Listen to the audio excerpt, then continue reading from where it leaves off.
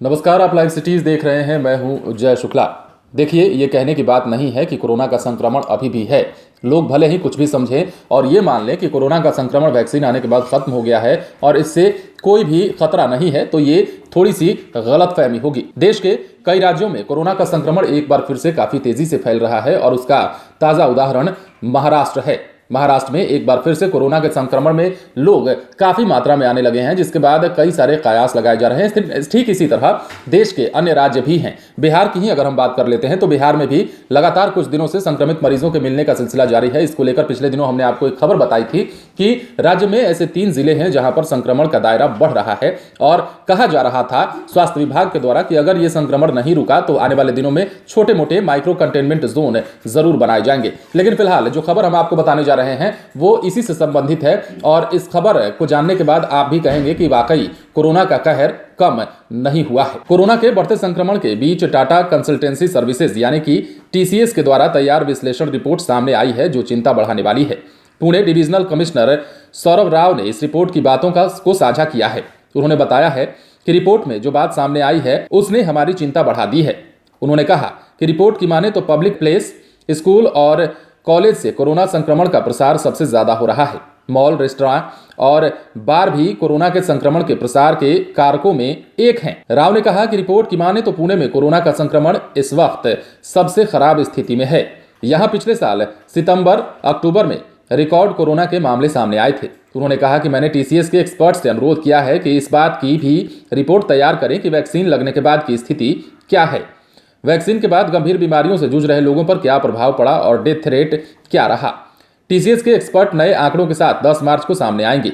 आगे रावत ने कहा कि रिपोर्ट से यह बात सामने आई कि स्कूल और कॉलेज से कोरोना का संक्रमण तेजी से पांव पसार रहा है।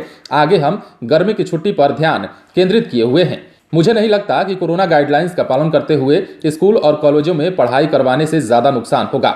इधर महाराष्ट्र में शनिवार को लगातार दूसरे दिन कोरोना वायरस संक्रमण के 10,000 से अधिक नए मरीज सामने आने के बाद संक्रमितों की संख्या 22,08,586 तक पहुंच गई।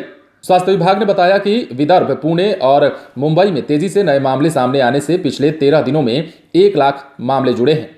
विभाग के मुताबिक राज्य में 10,187 नए मामले सामने आए। वहीं 47 और लोगों की मौत होने से मृतकों की कुल संख्या बढ़कर 52,440 हो गई।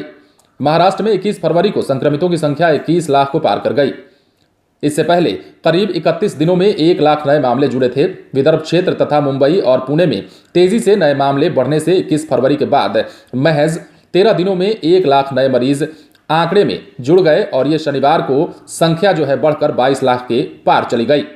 विभाग ने बताया कि पिछले 24 घंटों में 6,080 मरीजों के स्वस्थ होने के साथ ही राज्य में अब तक 20,62,031 रोगी ठीक हो चुके हैं।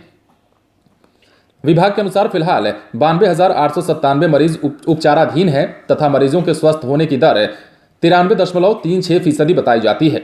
मरीजों की मौत की दर 2.37% है। मुंबई में शनिवार को कोरोना संक्रमण के 1,188 नए मामले सामने आने के बाद संक्रमितों की कुल संख्या बढ़कर 3,32,208 हो गई, जबकि इस महामारी से 5 लोगों की मौत होने से मृतकों की संख्या 11,500 पर पहुंच गई। तो लगातार देश के कई ऐसे राज्य हैं जहां संक्रमण तेजी से फैल रहा है, जिसमें सबसे आगे महाराष्ट्र बताया जाता है। यहाँ के कई इलाकों में संक्रमण का दायरा बढ़ा है, इसलिए संक्रमण का खतरा भी बढ़ा है और इसी के लिए ये संभावना जताई जा रही है कि स्कूल कॉलेज क्या एक बार फिर से बंद होंगे, क्योंकि जो रिपोर्ट सामने आई है उसमें यही बताया जा रहा है कि स्कूल, कॉलेज, रेस्तरां हो या फिर मॉल हो, यहाँ पर संक्रमण ज्यादा तेजी से फैल रहा है और इसके माध्यम से फैल रहा है। इसलिए हो ना हो कुछ भी फैसला आने वाले दिनों में लिया जा सकता है। आप बने रहें लाइव सिटीज के साथ, तमाम खबरें आपको देंगे, लेकिन उसके लिए हमारे चैनल को सब्सक्राइब करें। अगर आप ये वीडियो फेसबुक पर देख रहे हैं तो पेज को लाइक करें। इसके अलावा ट्विटर पर जरूर फॉलो करें। धन्यवाद।